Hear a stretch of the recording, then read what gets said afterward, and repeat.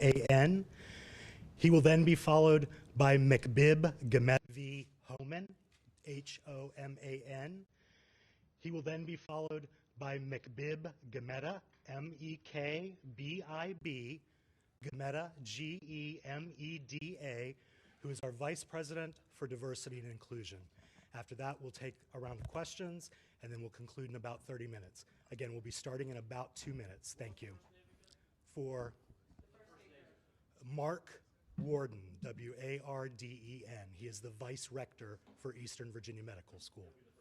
He will be the first person to speak after I introduce him. Thank you.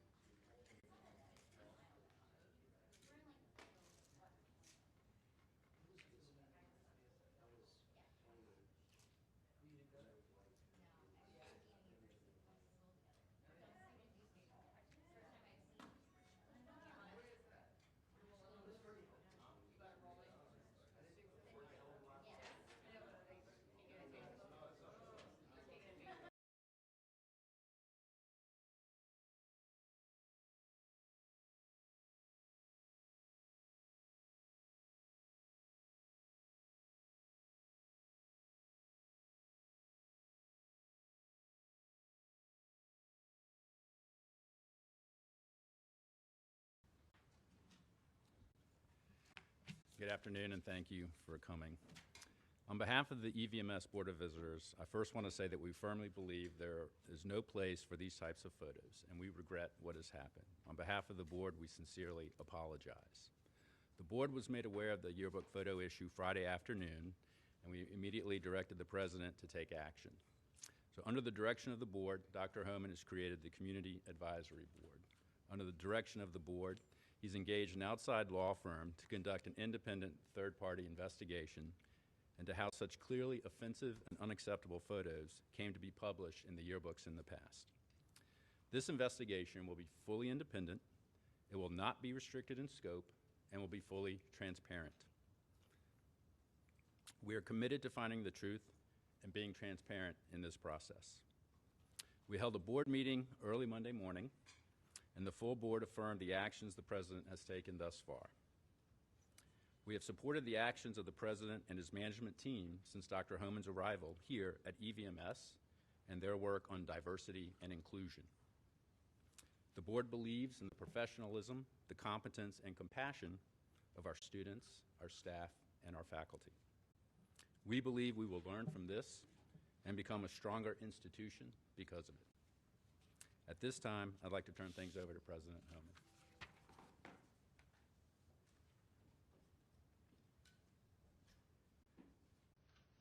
Thank you, Vice Rector Warden, and thanks so much for having the opportunity to speak with you today.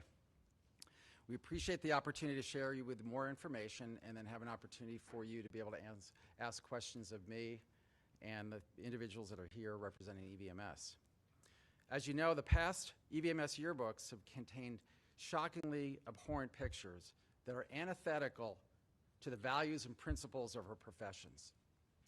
Some are shockingly racist, some are repugnant, and others are unprofessional and inappropriate. We all recognize that racism and discrimination has no place in our society, and certainly not in a health sciences institution. We are acutely hurt by the events which occurred, but it does not compare to the feelings of outrage and pain for our minority and African American community here at EVMS, Virginia, and around the nation. The emotional wounds they endure are enormous. I want to express my sincere apologies, particularly to the African American communities who are most injured from the pictures of the yearbooks and those pictures which have been circulated in the press over the last few days. I'm so sorry for the pain that has inflicted upon you. But now, where do we go from here? And as you recall, we established the Community Advisory Board to perform an independent assessment of the culture and operations of EVMS. We have the authority, they will have the authority to investigate any aspect of EVMS they believe is important. The chair of that Community Advisory Board is Gilbert Bland, a man who is esteemed in the business community, a leader with integrity, fairness, and the trust of our community. He is also the president and CEO of the Urban League of Hampton Roads. One member from our faculty, Dr. L.D. Britt, will also serve as one of the members of the Community Advisory Board. He is the chair of surgery, the former past president of the American College of Surgeons, and esteemed as a national leader in surgery and medicine nationally and internationally. Dr. Edward Ayers, former president of the University of Richmond, will also serve on this board, as will a few others to be determined in the coming days. Now, on Sunday, February 3rd, the Board of Visitors, Rector and Vice Rector, directed me to hire an outside law firm to do a detailed and objective third-party investigation. We engaged Richard Cullen and his team on McGuire Woods that day. He is a former Attorney General of the Commonwealth of Virginia, a former U.S. attorney, and highly regarded in the legal profession. The Community Advisory Group and Mr. Cullen's group will work in parallel and collaboratively and cooperatively. A single report will be issued to the Board of Visitors and the public. The intent is to create a transparent, open, objective, and thorough process of the findings of fact, conclusions, and recommendations. Yesterday, I had time to meet with our internal stakeholders. We met with the senior management group at 7:30, the leadership team at EVMS. As Vice Rector Warden mentioned, the Board of Visitors held an emergency meeting at 7:45, and at noon I conducted a town hall meeting with over 400 staff, faculty, and students attending. I met later that afternoon with the student government leaders, the members of the Student National Medical Association local chapter, many minority students, and then our chairs of our departments. Now, at this point, I'd like to clarify one comment I made yesterday. I noted in our emergency board meeting Monday morning that 3 troubling photos had appeared in the 2003 yearbook. Mr. Gametta, our Vice President for Diversity and Inclusion, brought the 2013 yearbook to me and informed me of some troubling photos in very early 2014. I did not know that EVMS published yearbooks at that time. I was appalled by the pictures and directed our Vice President of Diversity and our Vice Dean of Academic Affairs that there would be no more yearbooks at EVMS. But it came to my attention last night that students were looking at discontinuing the publication because of cost and lack of interest. I was unaware of these discussions. While the students made a decision based on cost, I made the decision based on content. Notwithstanding, there were no more published yearbooks since the 2013 edition. Now, before you move on, let me be very clear. There are many circumstances we need to clarify. That's why we hired the independent law firm to investigate. That's why we have to be very careful about making comments without the benefit of the investigation. However, I do not need a report to know that this situation was the ultimate responsibility of our institution, of EVMS, and not the students. Our students are bright, compassionate, dedicated, and skilled. They're extraordinarily competent and caring individuals. That's why they chose EVMS, to be with other like students that share that passion. We are so proud of them, and we're confident in the work that they do and the high quality care they provide when they graduate. Now, 7 years ago, I came to EVMS having been a dean at 2 other schools in the United States. I knew of its reputation of providing outstanding education for students, residents, and the wonderful faculty that they have here. They had excellent research programs and a very high regard in primary care. They were dedicated to teaching the next generation of healthcare professionals, scientists, and physicians. The reputation at that time was outstanding, as it is today. We enjoy support from our generous community leaders, and we've had the opportunity to develop a wonderful institution. So given that context, we are serious about finding the facts of what happened.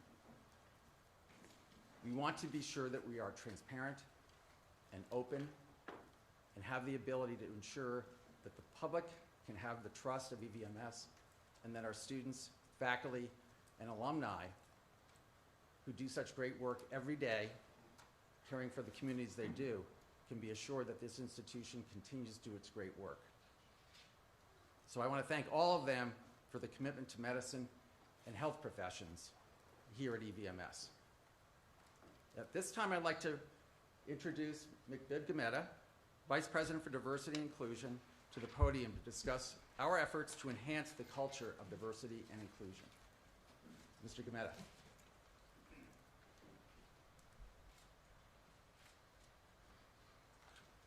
Thank you, and good afternoon, everyone. And as President Holman mentioned, the mission of this institution was one of the reasons why I joined this institution shortly after he did.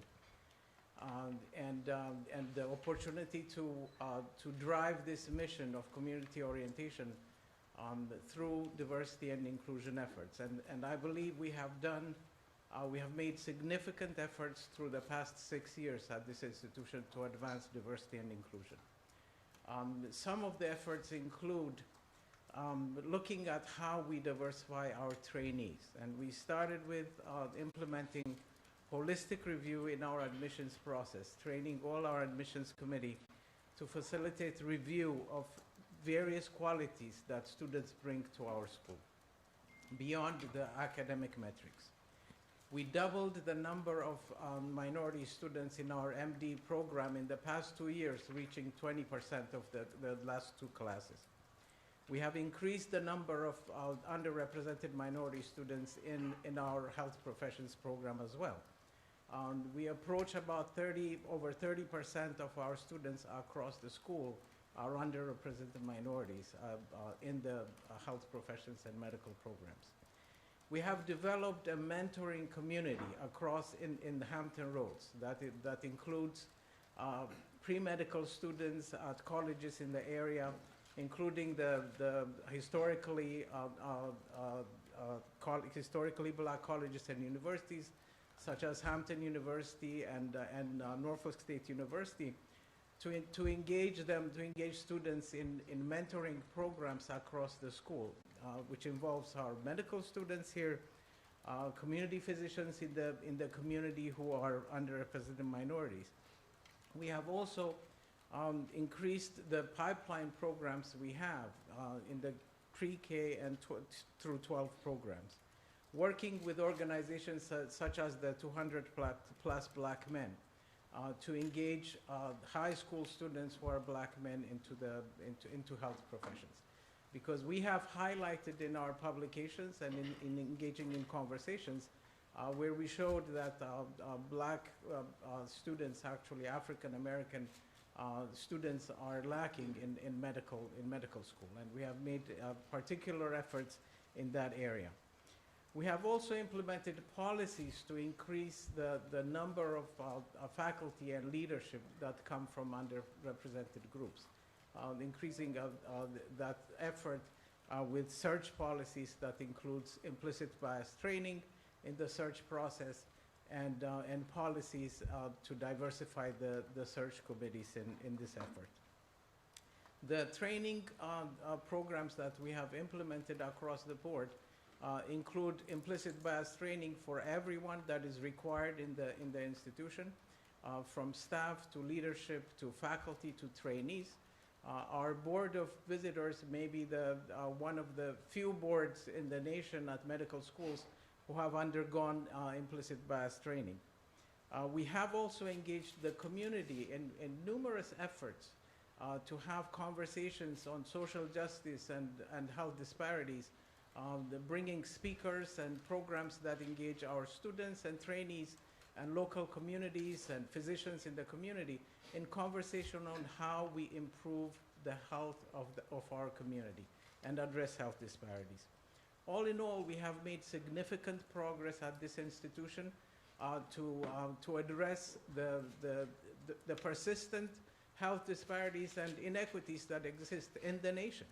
And I believe that the reflection and the retrospection that we're going to have through this challenging process will increase our efforts and help our students to be the most competent in serving the diverse communities that we have in our nation. Thank you so much, and we'll take your questions.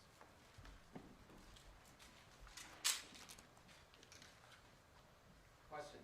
Yes, sir. Have you spoken to the governor since Friday? No, I've not. His staff came to our library to be able to review some of the yearbooks and had very perfunctory communication with my staff. I've not had any conversations with him nor his staff. Are you aware if he was or was not in that photo? Is there any kind of proof that you guys have uncovered thus far? We do not know, and that's part of the investigation. That's why we have the Community Advisory Board and the law firm to be able to get the facts. Do you have any idea of how many racist photos, similar photos of, you know, of the like have been in photos? Do you guys have a tally yet?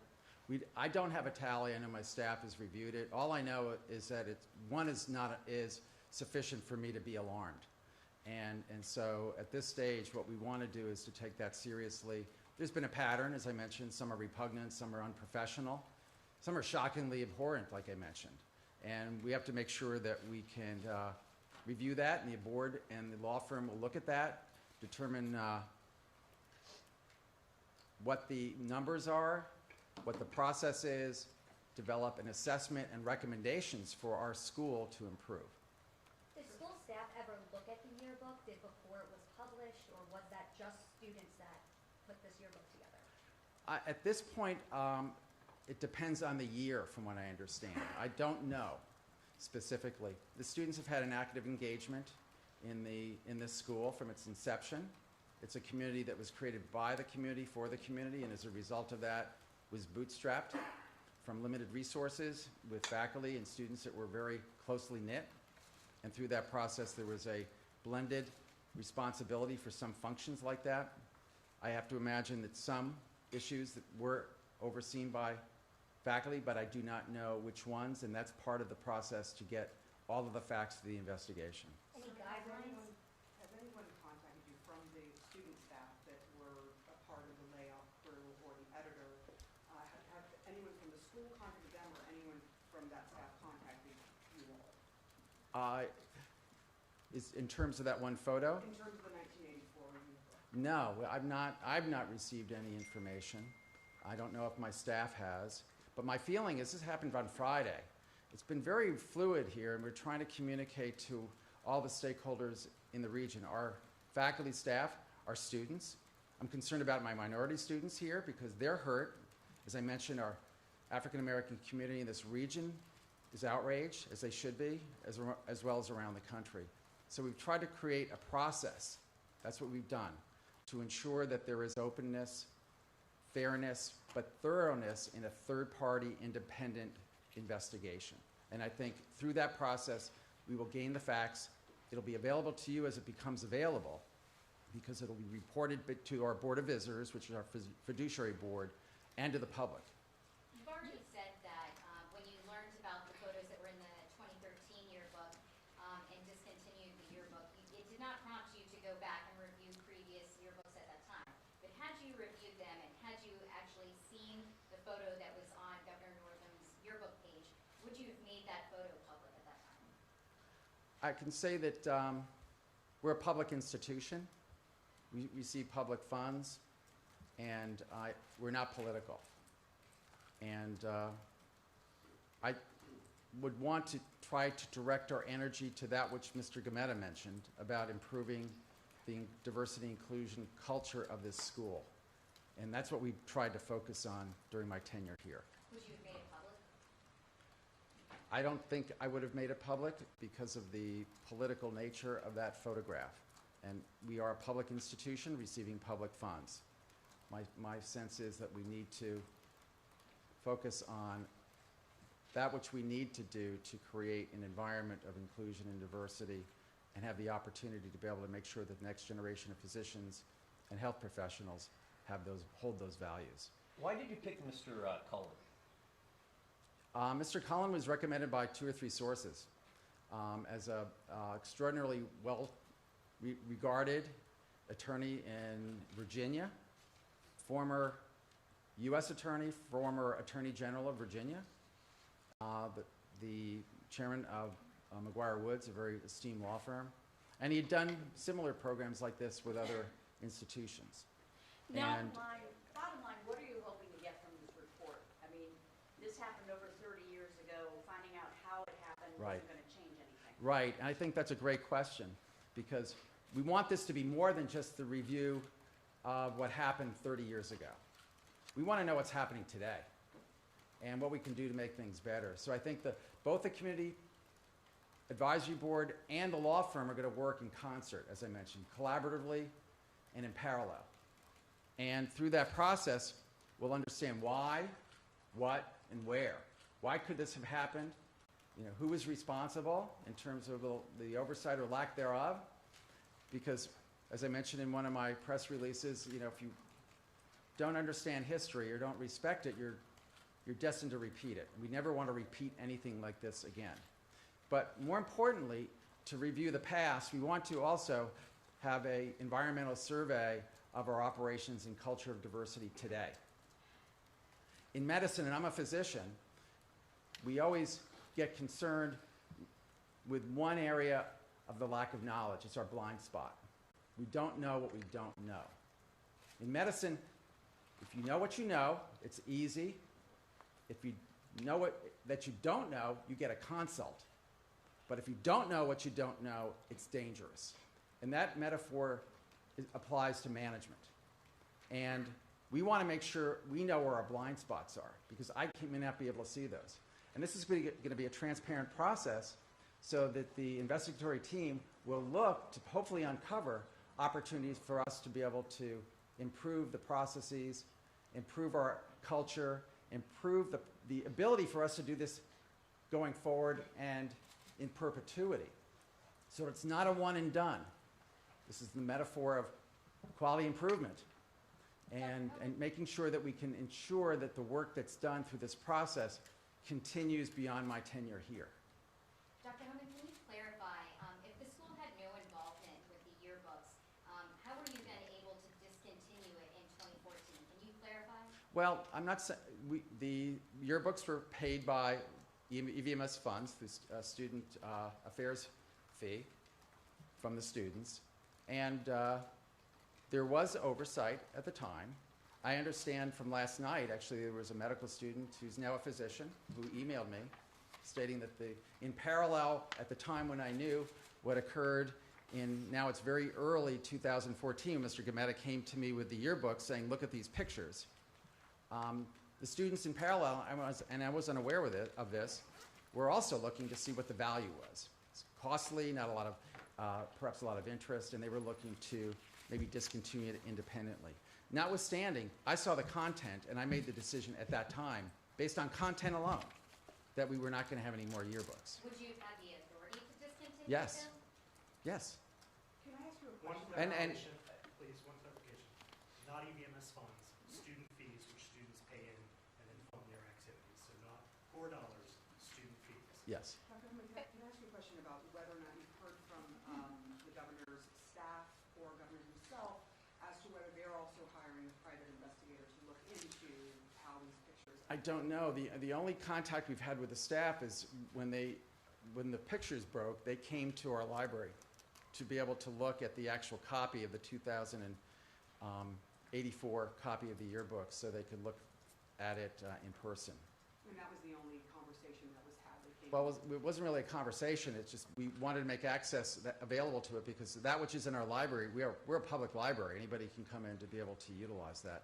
And we wanted to make sure we were cooperative with his staff. Doctor, have you been able to connect the dots on how that picture made it to the social media site? Who here alerted them? Who gave it to them? Who directed them to say, hey, we have this picture? Or sent it to them? Took a picture of it and emailed it to them? Texted to them? Who did it here? Who did it here? Yeah. They did. I don't know where the origin. Let me back up. I have no idea as to what the origin of how that picture got to the internet or whatever blog or website it was that was posted on the web. And as you know, once something like that is posted on the web, it has a life of its own. And the life of its own eventually landed it here. And as soon as we knew, and I knew, we took action. And that was a serious issue. And that's when I wrote, and during the night, the first press release that I provided, expressing my outrage, number one, expressing the fact that we're a health sciences institution here. I carry medicine very seriously in terms of our profession. I'm only in this chair as a president and dean for a short time, but I carry the torch of Hippocrates, of medical ethics, of compassion, of empathy, of integrity of our profession. And so when that is threatened, I have to take action as a physician, as every physician would do. Last Dr. question. Holman, any idea who would be legally responsible for the 84 photos? Would it be the school? Would it be the folks who laid it out? The yearbook staff, yearbook editor? It's an EVMS yearbook, and so it's an EVMS product, and it was in the EVMS library. And so, as I mentioned before, what we do not want to do, and again, let me be clear, the institution takes responsibility for what occurred in the past, as they do now, as I do now. I do not want to create a sense that this is at all the responsibility of our students. The students are not responsible for that, the institution is. And whether the institution had appropriate oversight or not is an open question that will be evaluated by the investigatory teams. Thank you very much. We appreciate it. But you don't know anyone who leaked the picture from inside EVMS? No, That alerted them that, hey, look what we have. I do not know. I do not know.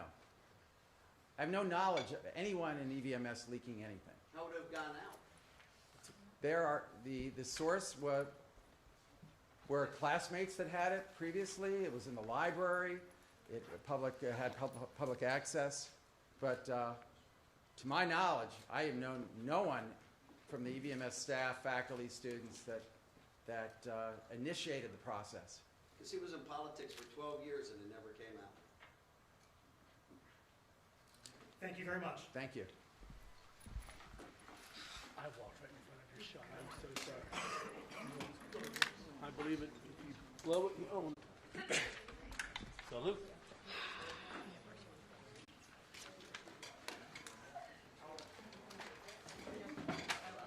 You done with the